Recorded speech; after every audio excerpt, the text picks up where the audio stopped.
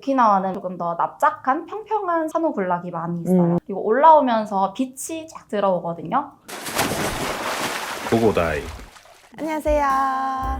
고고다이브 콘텐츠팀 박별입니다. 고고다이브 프리다이빙 강사 이지영입니다.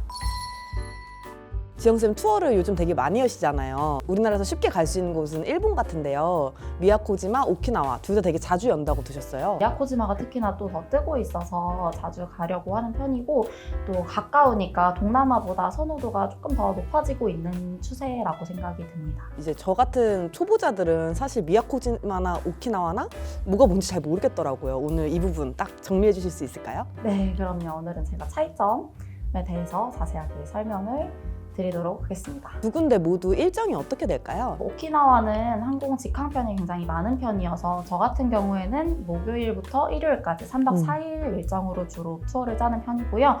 미야코지마 같은 경우에는 진에어 직항으로만 월, 수, 금, 토, 일 이렇게 일정이 있어서 수요일에서 일요일까지 가는 4박 5일 일정으로 주로 짜고 있습니다. 미야코지마가 좀 더 먼 거예요? 2시간 반 정도 걸리고요. 오키나와는 2시간 정도. 미야코지마로도 3박 4일 일정으로도 만들려면 금요일에서부터 월요일까지 일정으로도 3박 4일로 만들 수도 있을 것 같아요. 우리 연차는 소중하니까요. 미야코지마랑 오키나와 중에서 교통편은 어떻게 되나요? 좀 더 세력적으로 가기 좋은 데가 어디예요? 두 곳 다 저는 주로 렌트를 해서 이동을 하는 편인데요. 오키나와 같은 경우에는 뭐 버스나 지상철 같은 대중교통들이 잘 되어 있는 편이기도 하고요. 미야코지마는 사실 거의 대부분 렌트를 해서 다니시는 것 같아요. 오키나와 같은 경우에는 다이빙 외적으로도 좀 관광할 때가 좀 많다고 생각을 해요. 반면에 미야코지마는 좀 더 다이빙에만 집중할 수 있도록 주변에 사실 시설이 그렇게 크게 많지는 않은 편이에요. 시간적으로나 체력적으로 여유가 좀 되신다 하시면은 오키나와에서 관광까지 다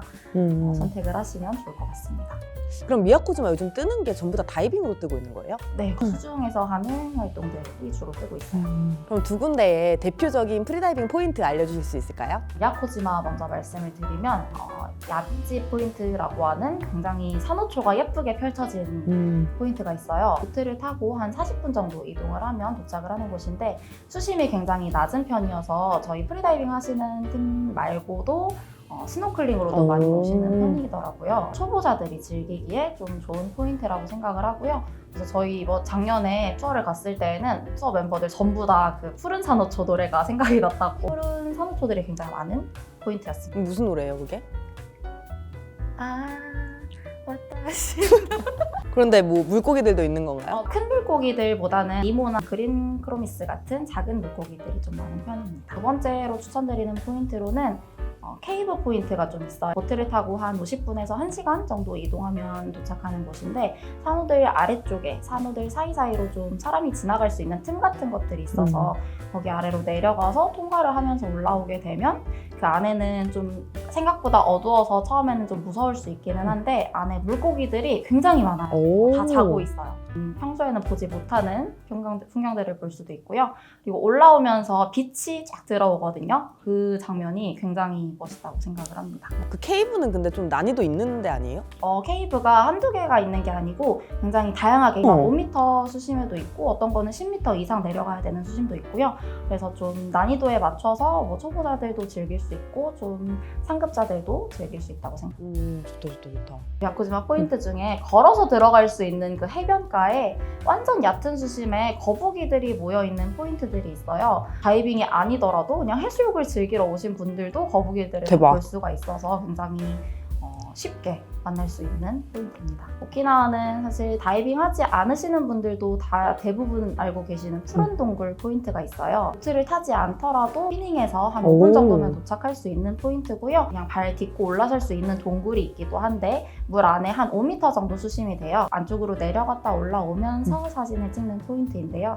그래서 굉장히 실루엣이 예쁘게 나오는 포인트입니다. 수심도 얕고 가는 길에도 산호들이 조금씩 있기 때문에 초보자들이 가기에 굉장히 좋은 포인트라고 생각합니다. 오키나와 두 번째 포인트로는 케라마 제도라는 곳이 있는데요. 케라마 제도는 딱 특정 포인트 한 곳이 아니라 여러 섬들이 모여있는 곳을 케라마 제도라고 해요. 항상 날씨나 뭐 바람, 바다 상황에 따라서 그날 포인트가 달라지기는 하는데요. 대표적으로는 흰 모래밭에 완전 새파란 바닷물 오, 좋다, 배경으로 좋다. 사진을 찍기에 좋은 포인트들이 있고요. 오키나와는 미야코지마랑은 다르게 조금 더 납작한 평평한 산호블락이 많이 있어요. 그래서 미야코지마랑은 좀 다른 느낌의 산호밭을 구경을 할 수가 있고요. 이곳에도 케이브들이 조금씩 있어서 지나다니면서 재밌게 다이빙을 할 수 있는 포인트들이 있습니다. 오키나와에서는 제가 여태까지 봤던 생물들로는 뭐 거북이도 봤었고 곰치, 화이트팁, 샤크, 문어도 봤습니다. 그래서 좀 생물들이 다양하게 나오는 편이라고 생각을 하고요. 그리고 운이 정말 좋으면 만타레이도 와. 볼 수 있다고 합니다. 이렇게 장점들을 많이 말씀해 주셨는데 지영쌤이 또 인생사진 찍어주기로 유명하잖아요. 이 둘 중에서 인생샷을 찍기 더 좋은 포인트는 어디예요? 미야코지마는 좀 더 다이나믹하고 케이블을 통과한다거나 산호밭 위를 가로지른다거나 동영상을 남겨보는 게 좋을 것 같고요. 오키나와 바다는 시야가 굉장히 좋은 편이기 때문에 하얀색 모래 바닥과 파란 물 배경으로 인물 사진을 남기기에 굉장히 최적화되어 있다고 생각을 합니다. 두 군데 중에서 저 같은 초보자가 가기에 더 좋은 곳은 어딘가요? 미야코지마를 이번에 갔을 때는 무자격자이신 분들도 갔었고 중급 이상이신 분들도 갔었는데 케이브 포인트나 아니면 좀 더 깊은 포인트들이 많은 편이었기 때문에 초보자분들이 조금 처음에는 겁내하는 포인트들도 있었어요. 그래서 사실은 좀 더 쉬운 포인트라고 하면 오키나와가 좀 더 초보자가 가기에 적합하다고 생각을 합니다.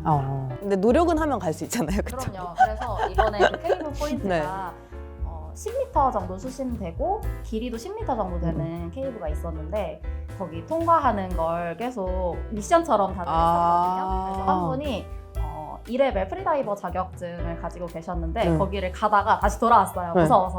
그리고 한국 돌아오셔서 어드밴스를 시작하셨어요. 어머 대박. 이 수심 트레이닝도 되는 곳이네. 그렇죠. 그런 심적인 좀 안정감을 더 찾으려고 좀 더 실력을 키우려고 어드밴스 과정을 시작을 하시고 내년에 다시 한번 가기로 하셨습니다. 자, 그러면 가장 궁금해하실 비용 문제인데요. 두 지역의 비용 차이는 좀 어떻게 될까요? 오키나와는 일반적으로 3박 4일 일정으로 가는 편이고 미야코지마는 4박 5일 일정으로 가는 편이기 때문에 이런 일정에 따른 가격 차이가 조금은 있을 수 있고요. 가장 통상적으로는 항공권 포함해서 한 150만 원에서 160만 원 정도면 충분히 여행을 즐길 수 있습니다.